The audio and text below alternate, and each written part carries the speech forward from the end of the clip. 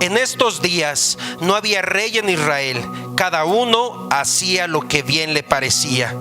Y aunque Dios permitió que el rey Saúl reinara como el primer rey, su desobediencia lo llevó a ser desechado. Pues el profeta Samuel declaró: Jehová se ha buscado un varón conforme a su corazón. Primera de Samuel 13:14. En ese contexto, hermanos, Dios levantó a David, un joven pastor de ovejas, el menor de los hijos de Isaí, alguien sin importancia a los ojos humanos. Amén. Pero cuando Samuel fue a ungir al nuevo rey, Dios dejó claro el principio que marcaría toda la vida del rey. Porque dice el primer libro de Samuel 16:7: el hombre mira lo que está delante de sus ojos, pero Jehová mira el corazón. Así David fue ungido en medio del anonimato, hermanos, mientras aún cuidaba las ovejas de su padre. Y aunque había sido elegido por Dios, David no llegó inmediatamente al trono. Su fe se manifestó públicamente cuando enfrentó a Goliat, declarando: yo vengo a ti en el nombre de Jehová de los ejércitos. Qué palabra tan poderosa. Y Dios lo exaltó delante del pueblo. Y sin embargo, hermanos, ese reconocimiento despertó los celos del rey Saúl, como lo veíamos la vez pasada, de quien se dice: Saúl miró a David con recelo desde aquel día.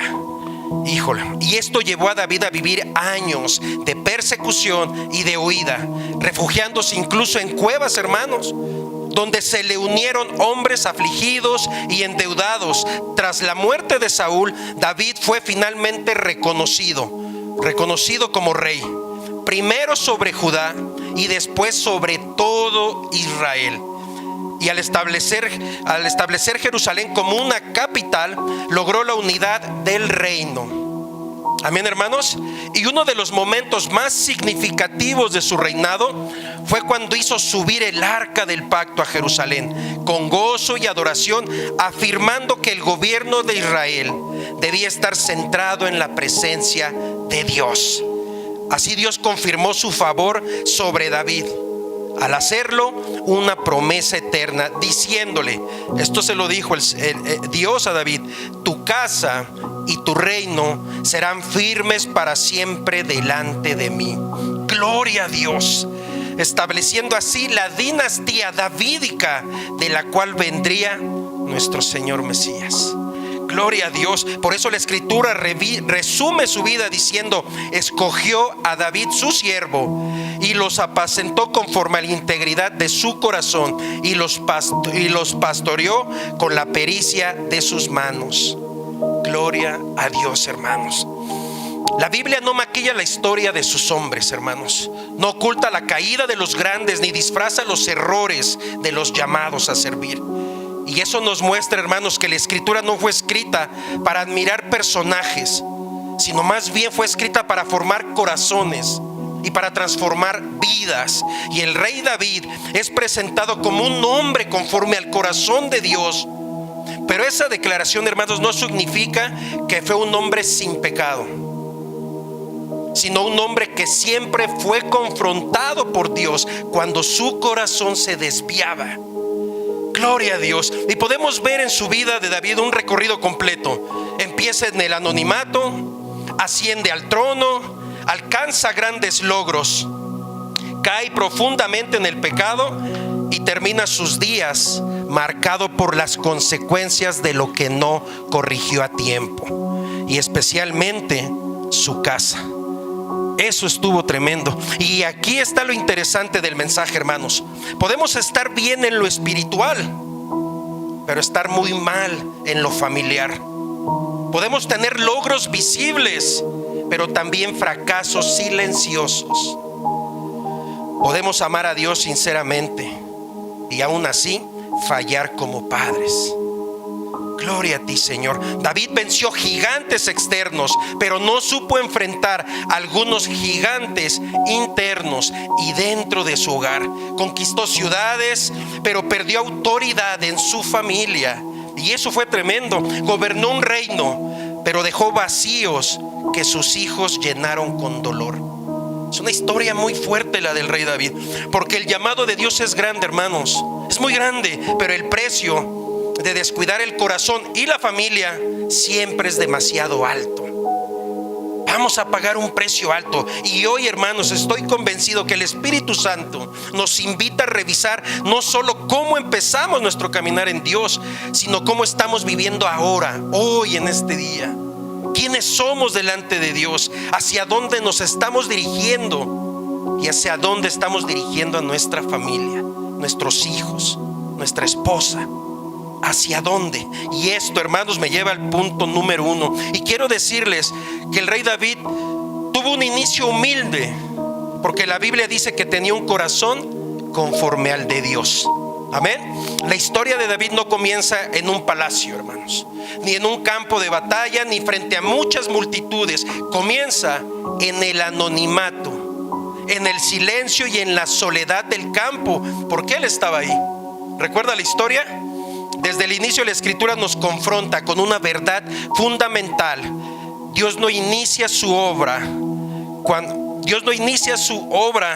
sino que el hombre espera que Dios inicie la obra en su vida. Amén. Quiero decirles que Dios no inicia sus obras como a veces el hombre le espera. A veces nosotros esperamos que inicie rápido, que inicie con bendiciones, pero no. Son batallas, son luchas, y es esperar el tiempo de Dios. Amén, hermanos. Cuando el profeta Samuel llega a la casa de Isaí con la misión divina de ungir al próximo rey de Israel, las expectativas humanas dominaban el ambiente, porque Isaí presenta a sus hijos uno por uno, comenzando por lo que a los ojos humanos parecían más aptos. Había hijos fuertes, altos, visibles. Sin embargo, David ni siquiera estaba considerado dentro de esos hijos. Su propio padre no lo ve como un candidato. Qué tremendo. David permanece cuidando ovejas, cumpliendo una tarea que parecía insignificante, invisible y sin prestigio. Pero mientras los hombres ignoraban a David, Dios estaba observando atentamente su corazón. Amén, hermanos. Y en ese contexto que Dios establece un principio eterno que gobierna todo su llamado. La Biblia dice en el primer libro de Samuel, capítulo 16, versículo 7: Jehová no mira lo que el hombre mira, pues el hombre mira lo que está delante de sus ojos, pero Jehová mira el corazón. Gloria a Dios. Y este pasaje, hermanos, revela que Dios no se deja impresionar por la apariencia externa, no se deja impresionar por los títulos, ni mucho menos por la posición social, ni por la experiencia visible. Amén, hermanos. David no fue ungido por su estatura, no fue ungido por su fuerza, por su trayectoria, sino porque su corazón estaba rendido a Dios, porque su corazón era sensible a Dios y porque su corazón estaba dispuesto delante de Dios. Desde el inicio, Dios deja claro que su llamado nace de la gracia divina y no del mérito humano, hermanos. Es la gracia de Dios sobre nosotros. Mientras David cuidaba ovejas, Dios estaba transformando su carácter. Aprendamos a caminar en los caminos de Dios, no nos desesperemos. Él está obrando, Él está trabajando, aunque nosotros no lo veamos, pero Dios sí sabe. El campo, hermanos, no fue una etapa de retraso ni una pérdida de tiempo, sino fue una escuela espiritual. ¿Sabe por qué? Porque ahí aprendió a depender completamente de Dios. Ahí aprendió a ser fiel a Dios en lo poco. Allí aprendió a asumir responsabilidad y a cultivar una relación personal con el Señor. Gloria a Dios. Aquello no parecía rutina sin valor, hermanos. Era una realidad. Era el terreno donde Dios estaba construyendo al futuro rey de Israel. Por eso, años después, David pudo escribir con tanta convicción: Jehová es mi pastor, nada me faltará. Qué palabra tan tremenda. David pudo hablar de un pastor fiel porque primero aprendió a hacerlo. Si no, no le hubiera dicho. Primero aprendió a hacerlo. Su teología de David no nació en el trono, sino en el campo. No surgió en el poder, sino de la dependencia de Dios. Y ese mismo lugar oculto, David enfrentó leones, dice la palabra. David enfrentó osos. No fueron batallas públicas, hermano, No fueron batallas celebradas, porque nadie se las aplaudía, nadie las registró, pero Dios las usó para fortalecer su fe. A veces nadie nos puede ver nuestros logros, pero Dios sí los ve. Cada paso que avanzas en Él, Dios sí lo ve. Y aquellas victorias silenciosas, hermanos, formaron la base espiritual para los desafíos futuros. Todo el camino de Dios es preparación para lo que vaya viniendo. Amén.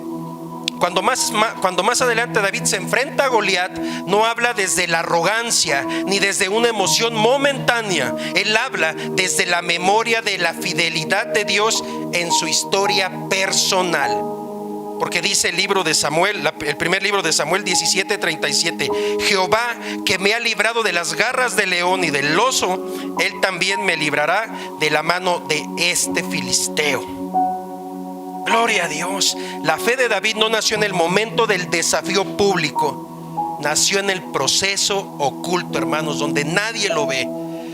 Su confianza en Dios fue formada en lo cotidiano, en la obediencia silenciosa, cuando nadie lo veía. Y esto nos enseña que las grandes victorias públicas siempre se conquistan primero en la intimidad con Dios. No vas a tener un logro si antes no has tenido intimidad con Dios. No vas a llegar más allá si no has tenido una intimidad con Dios. Y esa intimidad se llama oración, hermanos. La oración a Dios. Además, David desarrolló desde joven un corazón adorador. Y esta va para nuestros jóvenes. Aún desde jóvenes pueden aprender a formar su corazón adorador hacia Dios. Los niños pueden formar un corazón que adore a Dios. Amén. Muchos de sus salmos, hermanos, no nacieron en el trono, sino en el campo de batalla. Su adoración no dependía de las circunstancias favorables, sino de la relación con Dios, de su intimidad con Dios. Por eso, incluso años después, cuando falla gravemente y peca, su clamor no es superficial, no es religioso, sino profundamente sincero. Dice el Salmo 51:10: Crea en mí, oh Dios, un corazón limpio y renueva un espíritu recto dentro de mí. Yo puedo decir que por eso Dios decía que tenía un corazón conforme al de Él. Gloria a Dios. Y ese clamor, hermanos, revela que David entendía que lo más valioso delante de Dios no era su corona, sino su corazón. Y hoy eso nos debe de llegar, hermanos. Eso nos debe de llegar, porque no es nuestros logros, no es mi título, no es lo que soy, es yo, mi corazón, cómo está siendo entregado a Dios. Amén. David comenzó bien porque su prioridad nunca fue llegar a ser rey, sino agradar a Dios. Esa debe de ser la prioridad. La prioridad de nuestra vida no debe de ser el mejor cristiano, el mejor orador, el mejor predicador, el mejor evangelista. No, nuestra prioridad debe de ser agradar primero a Dios. Amén, hermanos. Él comprendió que la verdadera grandeza no se mide por la altura del cargo alcanzado, sino por la profundidad de la comunión con Dios. Podremos tener un cargo grande, pero nuestro corazón puede estar alejado de Dios. No podemos estar llenos del Espíritu, y eso fácilmente lo mostramos externamente, hermanos, porque a veces, siendo servidores, siendo líderes, siendo pastores, a veces damos malos ejemplos y a veces damos malas acciones. Y entonces, Señor, Él comprendió que la verdadera grandeza no se mide por la altura del cargo, hermanos, sino por la profundidad de la comunión con Dios. Y muchas veces nuestros pastores nos han dicho, ¿no? O sea, a veces tienes un título y te quieres crecer, pero también háblame de tu comunión, de tu entrega a Dios. ¿Cuánto tiempo pasas en intimidad con Dios? Por eso la Escritura resume su vida con esta poderosa afirmación: he hallado a David, hijo de Isaí, varón conforme a mi corazón. Yo quisiera que el Señor también estuviera diciendo eso de mí, hermanos, de verdad. Sin embargo, este buen inicio también nos deja una advertencia solemne. El mismo corazón que fue ungido en lo secreto debía ser cuidado en la cima, hasta donde llegó. Y el problema de David no fue cómo comenzó, sino que en ciertos momentos no protegió su corazón. Cuando llegaron los logros, cuando llegó la comodidad y cuando llegó el poder, no pudo cuidar su corazón. Por eso la palabra nos exhorta con urgencia en el libro de Proverbios capítulo 4 versículo 23: sobre toda cosa guardada, guarda tu corazón, porque de él emana la vida. Gloria a Dios. David nos enseña que no basta con comenzar bien, hermanos. La intimidad con Dios, la fidelidad en lo pequeño y la dependencia diaria no son virtudes temporales para el inicio del camino en el que caminamos nosotros en Cristo, sino son disciplinas espirituales para toda la vida, para todos los días de nuestra vida. Y un buen comienzo, hermanos, es una bendición, pero solo un corazón guardado delante de Dios puede conducirnos a un buen final. Amén. Dios nos puede bendecir mucho, pero también nuestro corazón puede llevarnos a la vida eterna con nuestro Señor Jesús. Amén. Y esto me lleva a mi segundo punto: los logros visibles y el pecado de David oculto. Eso pasa cuando el corazón se descuida, cuando dejamos de tener esa comunión con nuestro Señor. Dice el segundo libro de Samuel capítulo 7 versículos 8 y 9 en la Nueva Traducción Viviente. Dice: ahora ve y dile a mi siervo David, esto ha declarado el Señor de los ejércitos celestiales: te saqué de cuidar ovejas en los pastos y te elegí para que fueras el líder de mi pueblo Israel. He estado contigo donde quiera que has ido y destruí a todos tus enemigos frente a tus propios ojos.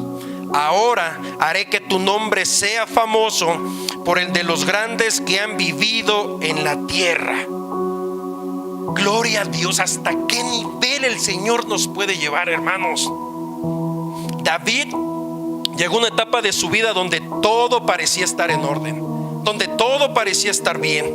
Dios lo había levantado, Dios lo había afirmado como rey, le había dado victorias, reconocimiento y estabilidad. Pero la Biblia dice en el segundo libro de Samuel capítulo 8 versículo 14: Jehová daba la victoria a David por donde quiera que iba. Cada logro que tienes y cada victoria no es tu fuerza, no eres tú, es la gracia y la misericordia de Dios sobre tu vida. No eres tú, hermano, es Dios obrando sobre tu vida. David conquistó Jerusalén, unificó al pueblo, estableció el reino y recibió una promesa eterna de parte de Dios. Cuando el Señor le dijo: tu casa y tu reino serán estables para siempre delante de mí. Qué hermosa palabra. Y humanamente hablando, hermanos, Dios estaba en la cúspide de su llamado. Era un rey exitoso, era un líder respetado y un hombre bendecido por Dios. Pero es precisamente en ese momento del éxito cuando ocurre uno de los episodios más dolorosos de su vida. porque la escritura comienza relatando su caída con una frase sencilla, pero es muy profunda y reveladora. Dice el segundo libro de Samuel, capítulo 11, versículo 1: aconteció al año siguiente, en el tiempo que salen los reyes a la guerra, que David se quedó en Jerusalén. ¿Qué nos dice esto, hermanos? Que David no estaba donde debería de estar. No era tiempo de descanso, era tiempo de responsabilidad. De responsabilidad. Y el problema no comenzó con Betsabé realmente, hermanos. Comenzó cuando David bajó la guardia en su comunión con Dios y en su deber, en su responsabilidad, en lo que tenía que hacer para Dios. Desde la azotea de su casa, David vio una mujer que se estaba bañando y la Biblia dice que era muy hermosa. ¿Y qué pasó? David no apartó la mirada. David no huyó. David no oró, no se detuvo, sino que preguntó quién era. La mandó a traer y se acostó con ella. El corazón que una vez confió plenamente en Dios, ahora estaba siendo gobernado por el deseo, por su carne. Lo que inició como una mirada sin vigilancia terminó en un adulterio, y lo que parecía un pecado oculto pronto trajo consecuencias públicas. Para Dios no hay nada oculto, hermanos. Todo sale a la luz tarde que temprano, de verdad. Cuando Betsabé quedó embarazada, David intentó encubrirle ese pecado. ¿Y qué hizo? Mandó a traer a Urías, su esposo, con la intención de que durmiera con ella y así ocultar la verdad, su engaño, ocultar su mentira. Pero Urías mostró más integridad que el rey, porque dijo en el segundo libro de Samuel, capítulo 11, versículo 11: el arca e Israel y Judá están bajo tiendas, y había yo de estar en mi casa para comer y beber y dormir con mi mujer. Hermanos, hay prioridades en nuestra vida en Cristo. Hay prioridades en nuestra vida en Cristo. Ay, gloria a ti, Señor. Ante el fracaso de su plan, David fue más lejos aún. No se detuvo, él siguió y ordenó a Urías que fuera puesto en lo más fuerte, en lo más recio de la batalla, para que muriera. Híjole, hermanos, el hombre conforme al corazón de Dios terminó siendo responsable de una muerte injusta. Qué carga para este hombre. Y la Biblia resume este capítulo con una frase que estremece nuestra alma. Dice igual el segundo libro de Samuel 11:27: mas esto que David había hecho fue desagradable ante los ojos de Jehová. Hermano, todo tiene una consecuencia. Todo tiene una consecuencia. Como seas, como hables, tu comportamiento, lo que hagas, todo tiene una consecuencia. Y hay que preguntarle a Dios si todo lo que hacemos es desagradable o es agradable a Dios. En nosotros mismos, en nuestra intimidad con Dios. Nadie más lo sabía, hermanos, el pecado que había hecho David. Nadie más lo sabía, pero Dios sí. Dios sí lo sabía. Y el pecado nunca es tan privado como creemos. Nunca. Siempre se comete delante de Dios. Hoy no me ven, pero Dios tiene la lupa. Hoy no me escuchan, pero Dios tiene el oído más grande. Hoy no pueden saber lo que pienso y siento y resiento de los demás, pero Dios sí que conoce el corazón de cada uno de nosotros. Amén. Tiempo después, el profeta Natán confrontó a David, y al escuchar la verdad, David reconoció su pecado. Esta es una parte fundamental. Reconoció su pecado. Si estamos mal, acerquémonos al trono de la gracia, hermanos, y reconozcamos nuestro pecado. Porque dijo en 2 de Samuel 12:13: pequé contra Jehová. Lo reconoció, hermanos. Su arrepentimiento fue genuino, como lo expresa el Salmo 51 cuando clama: crea en mí, oh Dios, un corazón limpio y renueva un espíritu recto delante de mí.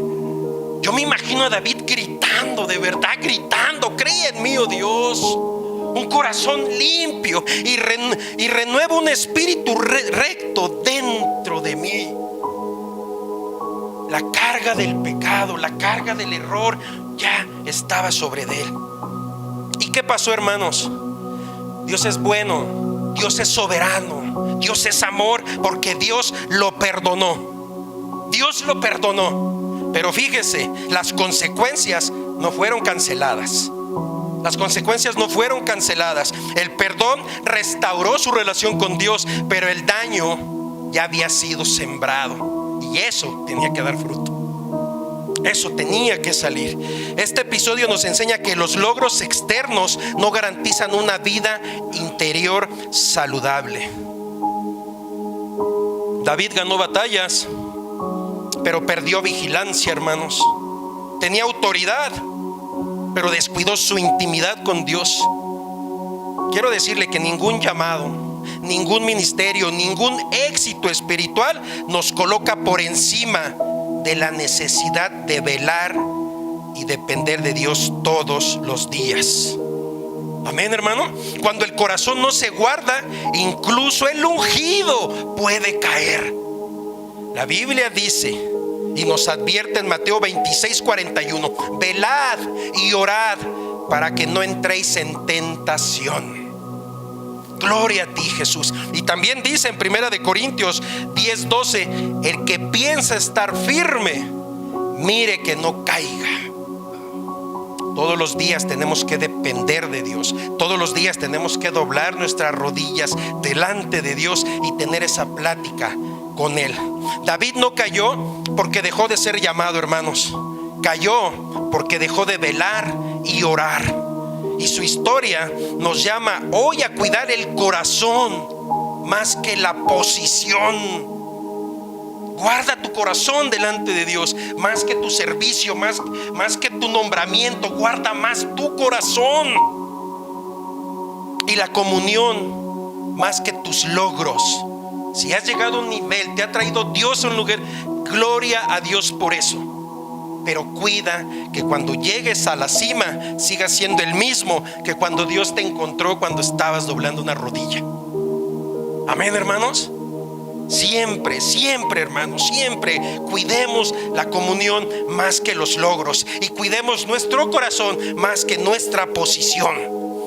David alcanzó grandes victorias, conquistó reinos y recibió promesas eternas de parte de Dios. Pero un momento de descuido fue suficiente para manchar su historia. Qué tremendo, hermanos. Sus logros no lo hicieron inmune al pecado, ni su unción lo colocó por encima de la obediencia. Por eso dice la palabra: el que piensa estar firme, mire que no caiga, hermanos. Gloria a ti, Señor Jesús. El mismo rey que venció gigantes cayó ante una mirada no vigilada. Fue tan fácil hacer caer a ese gran rey. La vida de David nos recuerda que el éxito espiritual no sustituye la santidad diaria. Amén. Y que ningún logro justifica descuidar el corazón delante de Dios. Entre más logro tengas, más busca de Él. Entre más Dios te lleve, más busca de Él. Ten más intimidad, más comunión. Y a lo mejor no estarás para pedirle: Señor, te pido ahora un trabajo, Señor, te pido que prosperes mi negocio. No, sino para decirle: gracias porque hasta donde me has traído has sido fiel. Gracias porque hasta aquí me has ayudado. Gracias porque me has llevado a la cima. Gracias, gracias, gracias. Amén, hermanos. Ningún logro va a descuidar nuestro corazón delante de Dios. Y aunque estemos pasando un tiempo difícil, sigue poniendo tu corazón delante de Dios. Amén. Y en mi tercer punto, ya terminando, hermanos, el rey David tuvo un final doloroso. Fue un rey muy grande, pero un padre que falló. David fue un hombre usado poderosamente por Dios, pero la Biblia no esconde una verdad difícil. David fracasó en su paternidad, hermanos. Y no porque no amara a sus hijos, sino porque no ejerció la autoridad espiritual que debía ejercer. Después de su pecado con Betsabé, Dios lo perdona, pero a través del profeta Natán le advierte algo muy serio.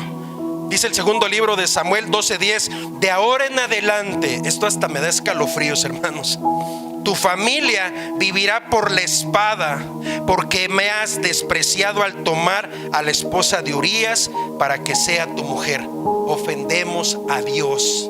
Aguas, hermanos, con nuestra actitud, con nuestras cosas, con nuestras palabras, ofendemos a Dios. Después no nos preguntemos: Señor, ya no te siento, Señor, ya no estoy fructificando, Señor, ya. Aguas, hermanos. Y eso no fue un rechazo, eso no fue un rechazo de Dios, fue una disciplina, porque Dios dice que al que ama, corrige. Dios estaba diciendo: David, tu pecado fue perdonado, pero las consecuencias tocarán tu hogar. Y eso es algo que necesitamos entender, hermanos. El perdón, claro, restaura la relación con Dios, pero no siempre elimina los efectos del pecado. Y en este caso fue en la familia del rey David. Y el primer golpe que llega a la vida de David fue con Amón. Amón comete un pecado terrible contra su hermana Tamar. Cuando David se entera, la escritura dice: y cuando el rey David oyó todo eso, se enojó mucho. Él ve la injusticia, ve la pasividad de su padre y guarda un rencor en su corazón. Híjole. Pasan los años y ese rencor se convierte en odio, y el odio en violencia. ¿Se dieron cuenta? No para, avanza, avanza, avanza. Y Absalón mata a Amón y luego huye. Imagínate ese dolor para un padre, que un hijo mate a otro hijo. Qué tremendo. David llora, pero aún así no restaura nuevamente, no corrige, solo permite que el tiempo pase. Dijéramos aquí en México, nos hacemos de la vista gorda de lo que hacen nuestros hijos.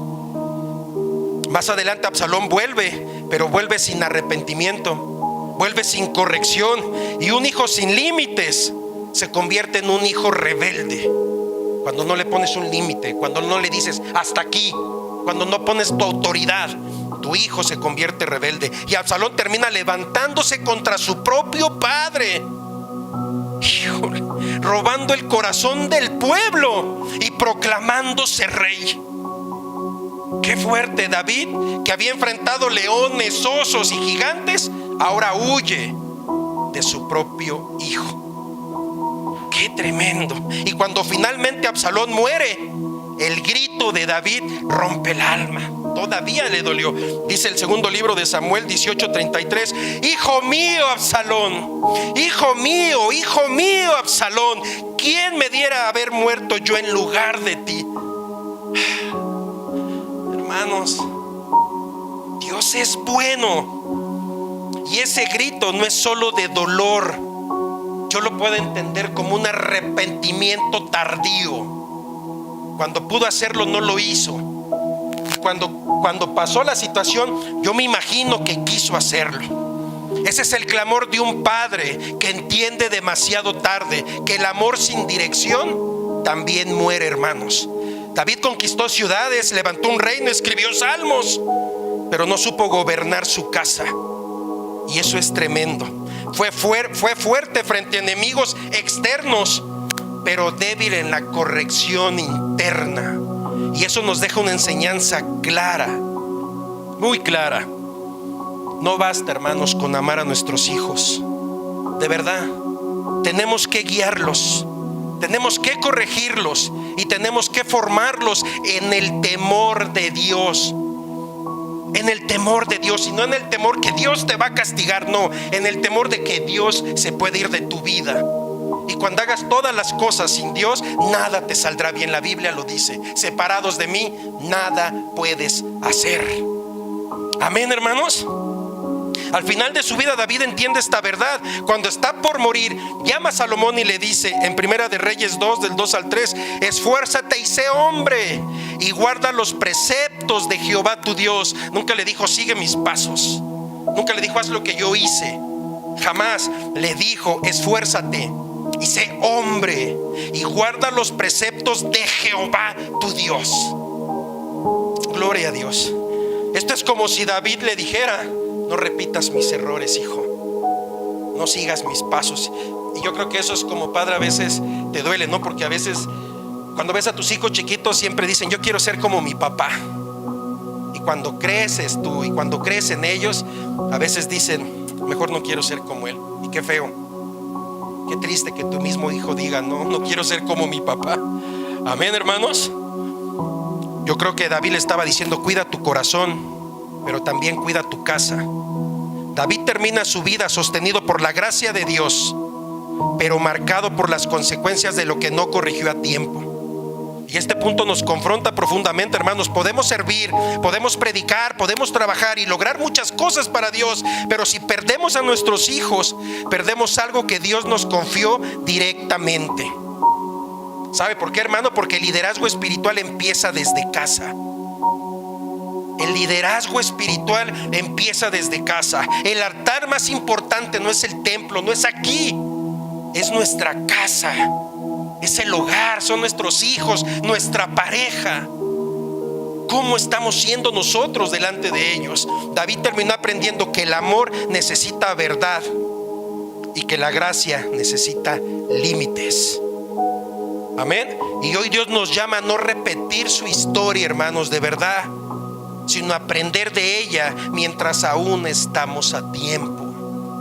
Póngase de pie, hermano. La gloria siempre es para ti, mi Señor.